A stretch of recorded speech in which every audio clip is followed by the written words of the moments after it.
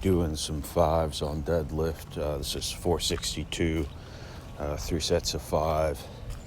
Hamstrings just are not recovering in time from doing the stiff leg deadlifts on squats or after squats, 72 hours before this. So made my final decision after trying it. I tried cutting back the sets, but still came into this with too much hamstring fatigue, some low back fatigue. So I'm just going to do the stiff legs after I deadlift on this day. These felt very slow, a little bit better as I got into them. First rep is always the worst rep. This is a rear view. Wanted to practice my rear glute spread, a pose that was retired from the bodybuilding stage in the 90s. But I would say these were, maybe 1 rep in the tank by the end, 1 clean rep. This was really kind of a nosebleed kind of day. And my performance is, a little bit down. I think I'm carrying a little too much fatigue into these lower body sessions. So just going to cut back, moving the RDLs to today or stiff legs to today is going to help. But, I think I have maybe been a little too strict on the stiff leg deadlifts. And, I'm really focusing on a stretch and tempoed eccentric and just going all the way down with my Olympic shoes on. So even getting that extra range of motion with the heel.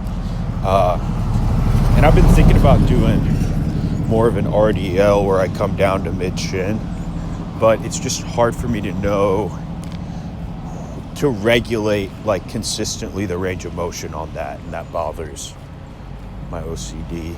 But here's some SSBs. This is obviously on 2x speed. I'm not doing any kind of west side dynamic effort bullshit.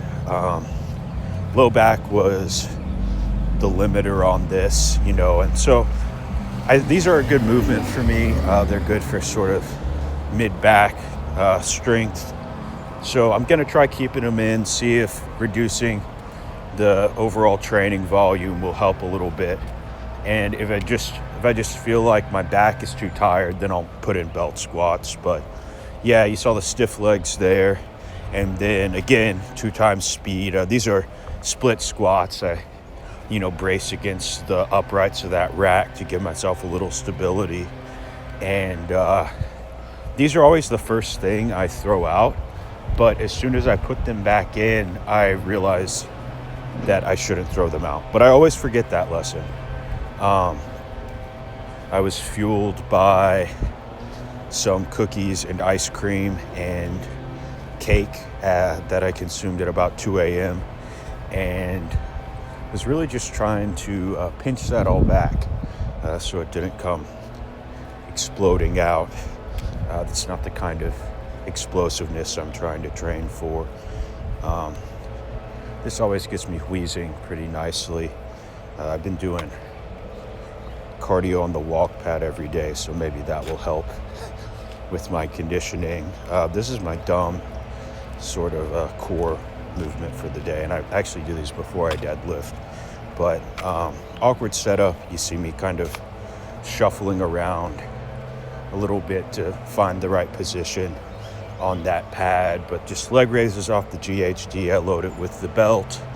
You got to make sure the belt is not chained too close to your hips or you'll pinch your jimmies. But that's it for today. Same sweatpants, different deadlift day.